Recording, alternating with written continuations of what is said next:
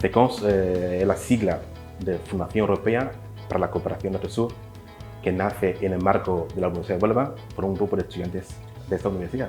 Es una inquietud mía propia, personal, porque a mi llegar aquí en España en el año 99, participo en un curso de verano en la UNIA, en la temática estaba sobre el tema de la inmigración ilegal.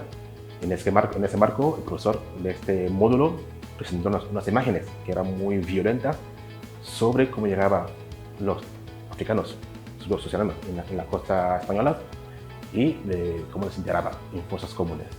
A partir de ese momento se me generó una serie de inquietud. Entonces, al año siguiente, en septiembre, me acerqué a un grupo de compañeros de la universidad para ver cómo podemos contribuir para identificar a esas personas que llegaban, que morían en el estrecho, porque yo me veía reflejado en esa gente que fallecían con el fin de buscar un bienestar propio y de su comunidad. La idea inicial de esta fundación era, lógicamente, facilitar a los familiares de origen de los fallecidos en el estrecho con el fin de que supiese lo que ha pasado con su ser querido. Porque en África, en aquella época, no existía la nueva tecnología, ni Facebook, ni todo esto, por tanto la gente no sabía lo que pasaba aquí en Europa. Entonces nosotros decidimos plantear un proyecto que lógicamente fue apoyado por la Fundación La Caixa y la Junta de Andalucía para facilitar que en origen se supiese de que la Europa no era ese paraíso, que había gente que se quedaba en el intento, ¿no? Y lógicamente identificar a esa persona con el fin de que sus familiares pudieran saber lo que ha pasado con su ser querido. De hecho, en aquella época, me recuerdo, tuvimos que tener un convenio con la Guardia Civil que nos dieron los datos que después facilitaré para identificar a esas personas que fallecen en el estrecho. Y se empezó un trabajo, porque nosotros entendemos que la inmigración es hijo directo del neocolonialismo y de lo que fue la esclavitud. Entonces, que lo que era trabajar en origen para abordar el tema de la inmigración desde origen, no desde aquí.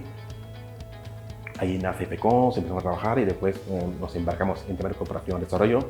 Actualmente, a nivel local, tenemos varios proyectos locales en temas de la inmigración, porque lógicamente no se puede obviar las personas que han llegado y que viven en situaciones yo diría infrahumanos, como los casos que tenemos ya aquí en Huelva, el caso de Palos, Moguer, Lepe, los asentamientos chabulistas, que es un caso que lógicamente nos afecta personalmente y a la entidad.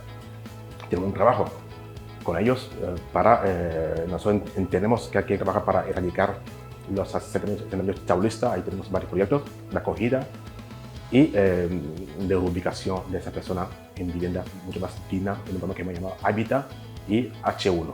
Tenemos un trabajo que venimos implementando desde hace años en Camerún, junto con la Diputación Provincial de Huelva, que hemos llamado PEDIS. PEDIS es Programa de Desarrollo Integral de Santo. Se empezó con un trabajo mucho más amplio, en el marco, en muchos ámbitos, en el ámbito de la educación, sanidad, cultura, mujer y juventud, y lógicamente empleo. Eso años atrás nos hemos centrado básicamente en lo que es el desarrollo económico de la localidad, porque anteriormente se trabajó en la sanidad, se mandó una ambulancia, hemos conseguido reformar escuelas, hemos conseguido trabajar el tema del agua, varios temas que vamos a abordar, pero hace ya más de 3 años que nos hemos centrado básicamente en lo que es implementar proyectos que faciliten el desarrollo económico de esta localidad de Santo. Actualmente, nuestros principales retos es haciendo frente a la crisis que hemos pasado, la crisis económica del 2008, que frenó algunos proyectos que tenemos en mano. Después, cuando entró a levantar cabeza, vino la COVID, que otra vez nos empujó la cabeza en el agua. También lo que intentamos ahora es remontar la apuesta, y lógicamente eso genera mucho problema que intentamos desde la entidad intentar resolver esos problemas, ¿no? Lógicamente a nivel de país, en Camerún, por ejemplo, sabemos que los países africanos son países muy inestables, en donde no existe esa continuidad institucional. Entonces, por ejemplo, en el caso de Santo, donde estamos trabajando, hay que abordar el trabajo con cada alcalde que llega al municipio, a la cabeza del municipio. Por tanto, eso muchas veces nos facilita la gestión local. Por tanto, te conviene muchos años diciendo que hay que trabajar, implementar proyectos que permitan no medidas paliativas, sino medidas que erradiquen que no exista esos asentamientos chabolistas.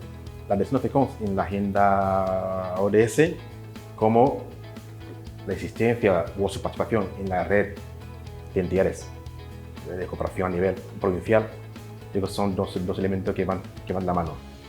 Esa decisión de esos dos elementos fue automático, ¿no?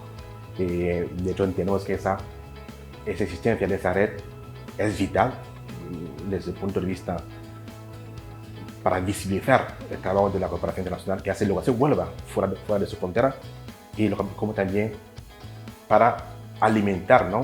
Y coordinar a nivel provincial ese trabajo que hace cada uno en su parte o necesidad que puede tener cada entidad para generar a nivel provincial un trabajo mucho más dinámico y activo y participativo a nivel provincial.